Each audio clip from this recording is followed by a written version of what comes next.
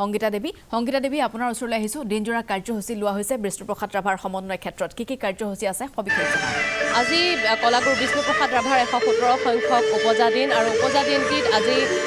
যি সমাধি ক্ষেত্ৰ যি সমন্বয় ক্ষেত্ৰ সেই সমন্বয় ক্ষেত্ৰত কলাগুৰুগৰাকীক শ্ৰদ্ধা জনাবলৈ আজি অনুষ্ঠান আয়োজন কৰা হৈছে এনেধৰণে পুৱাৰ পৰাই বিভিন্ন ক্ষেত্ৰৰ লোকসকল আহিছে আৰু তেওঁলোকে আজি যি কলাগুৰুৰ যি সমাধি ক্ষেত্ৰ সেই সমাধি ক্ষেত্ৰত যি বিশেষ শ্ৰদ্ধাঞ্জলি আৰু স্মৃতিচাৰণ অনুষ্ঠান আছে সেই অনুষ্ঠানত তেওঁলোকে অংশগ্ৰহণ কৰিছে বিভিন্ন ক্ষেত্ৰৰ কণ যি ল'ৰা ছোৱালী কণ যিসকল শিল্পী তেওঁলোকেও আজি ইয়াত আহি গীতে মাতে শ্ৰদ্ধাঞ্জলি যাচিবলৈ চেষ্টা কৰিছে তেওঁ উপজা দিনটিত বিষ্ণুপ্ৰসাদ ৰাভাৰ উপজা দিনটিত আমি বিষ্ণুপ্ৰসাদ ৰাভাৰ জ্যেষ্ঠ পুত্ৰ বিধায়ক পুত্ৰ আছে আমি তেখেতৰ মনোভাৱ জানিবলৈ চেষ্টা কৰিম আজিৰ দিনটোত কেনেধৰণে শ্ৰদ্ধাঞ্জলি জনাবলৈ বিচাৰিব 117 সংখ্যক কলাগুৰু বিষ্ণুপ্ৰসাদ ৰাভাদেৱৰ জন্মদিন সমগ্ৰ অসমৰ লগতে তেজপুৰতো কলাগুৰু বিষ্ণুপ্ৰসাদ ৰাভাৰ সমাধিস্থলত আজি তেজপুৰ ৰাইজ উপস্থিত হৈছে আৰু তেখেতক শ্ৰদ্ধাঞ্জলি জ্ঞাপন কৰিছে তেখেতক স্মৰণ কৰিছে আৰু কণ ল'ৰা ছোৱালীৰ পৰা আৰম্ভ কৰি ডেকা গাভৰু ইয়াত কলাগুৰু বিষ্ণুপ্ৰসাদ ৰাভাৰ নৃত্য গীত পৰিৱেশন কৰিছে অতি সুন্দৰ পৰিৱেশ সুন্দৰ মনোমোহা পৰিৱেশৰ মাজত আমাৰ কণ ল'ৰা ছোৱালীয়ে বিষ্ণুপ্ৰসাদ ৰাভাক স্মৰণ কৰিছে এটা কথা মই ক'ব লাগিব যে বহুতে ভাবে যে এসময়ত আমাৰ যিসকল অসমীয়া মহাপুৰুষ অসমীয়া জাতিক অৱদান দিছে আমাৰ নতুন প্ৰজন্মৰ ল'ৰা ছোৱালী পাহৰি যাব কি দেখা যায় নতুন প্ৰজন্মৰ ল'ৰা ছোৱালী সদায় এইসকলক স্মৰণ কৰিছে আৰু তেখেতসকল আগুৱাই আহিছে আগুৱাই আহি কলাগুৰু বিষ্ণুপ্ৰসাদ ৰাভাৰ দৰে গীত পৰিৱেশন কৰাৰ লগে লগে জ্যোতিপ্ৰসাদ আগৰৱালাকো সোঁৱৰিছে সকলোকে সোঁৱৰিছে গতিকে নতুন প্ৰজন্মই কেতিয়াও পাহৰি নাযায় আমি ভুল বুজোঁ নতুন প্ৰজন্মই সদায় আমাক উৎসাহ দিয়ে আৰু তেখেতসকলেও বা তেওঁলোকেও আমাৰ ল'ৰা ছোৱালীসকলেও এই মহাপুৰুষসকলক স্মৰণ কৰি আমাৰ অসমীয়া জাতিক এদিন আৰু সুন্দৰকৈ জীয়াই ৰাখিবৰ কাৰণে সক্ষম হ'ব এনেধৰণে এতিয়া গীতে মাতে যিহেতু বিষ্ণুপ্ৰসাদ ৰাভাক স্মৰণ কৰা হৈছে আমি দেখুৱাবলৈ চেষ্টা কৰিম যিহেতু এই সমাধি ক্ষেত্ৰৰ বাকৰিত ইতিমধ্যে গীতে মাতে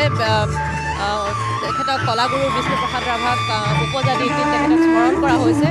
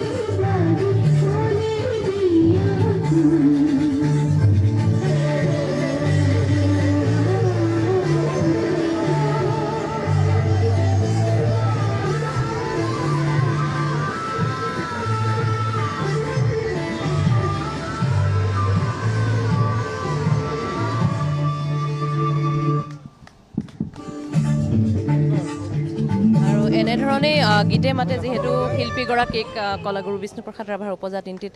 তেখেতক শ্ৰদ্ধাঞ্জলি যাচিছে বিভিন্ন ক্ষেত্ৰৰ লোকে ৰূপকোঁৱৰ জ্যোতিপ্ৰসাদ আগৰৱালাৰ ভতিজা ইয়াত উপস্থিত আছে আমি তেখেতৰ সৈতে অকণমান কথা পাতিবলৈ চেষ্টা কৰিম দাদা আজিৰ দিনটোত কেনেধৰণে শ্ৰদ্ধাঞ্জলি যাচিব আৰু আজিৰ দিনটোত অকণমান অনুভৱ কলাগুৰু বিষ্ণুপ্ৰসাদ ৰাভাদেৱৰ আজি জন্মদিন আজি এই জন্মদিনত তেখেতক মই শ্ৰদ্ধাঞ্জলি জ্ঞাপন কৰিলোঁ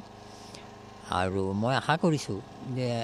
কলাগুৰু বিষ্ণু ৰাভাক আজিৰ প্ৰজন্মলৈ যদি লৈ যাব লাগে তেতিয়াহ'লে তেখেতৰ লিখনিসমূহ আমাৰ স্কুলৰ আৰু কলেজীয়াৰ পাঠ্যক্ৰমত অন্তৰ্ভুক্ত কৰিলে ভাল হয় আৰু তেখেতৰ ওপৰত যিমানখিনি লিখনি হৈছে তাৰে কিছু যদি আমাৰ পাঠ্যক্ৰমত যদি অন্তৰ্ভুক্ত কৰিব পৰা যায় তেতিয়া আজিৰ প্ৰজন্মই কলাগুৰুজনাৰ বিভিন্ন দিশসমূহ জানিবলৈ সক্ষম হ'ব নিশ্চয় এনেধৰণে আজিৰ দিনটোত আচলতে যিহেতু কলাগুৰু বিষ্ণুপ্ৰসাদ ৰাভাৰ 117 সংখ্যক জন্ম দিৱস, গতিকে আজিৰ দিনটোত এটা কথাই কোৱা হৈছে যে আজি যিহেতু বিষ্ণুপ্ৰসাদ ৰাভাক যদি নৱপ্ৰজন্মৰ মাজলৈ বা সমাজৰ মাজলৈ যদি লৈ যাব বিচৰা হয়, তেতিয়াহ'লে বিষ্ণুপ্ৰসাদ ৰাভাৰ যিসমূহ লিখনি, যিসমূহ ৰচনা, সেইসমূহ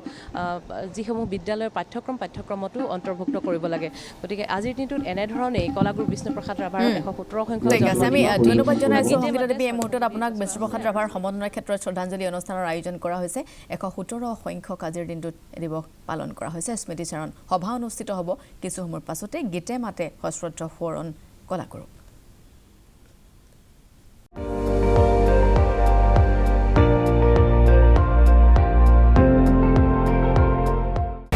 আপুনি চাই আছে ND24, সৰ্বশ্ৰেষ্ঠ নহয় সৰ্বোত্তমৰ দৌৰত।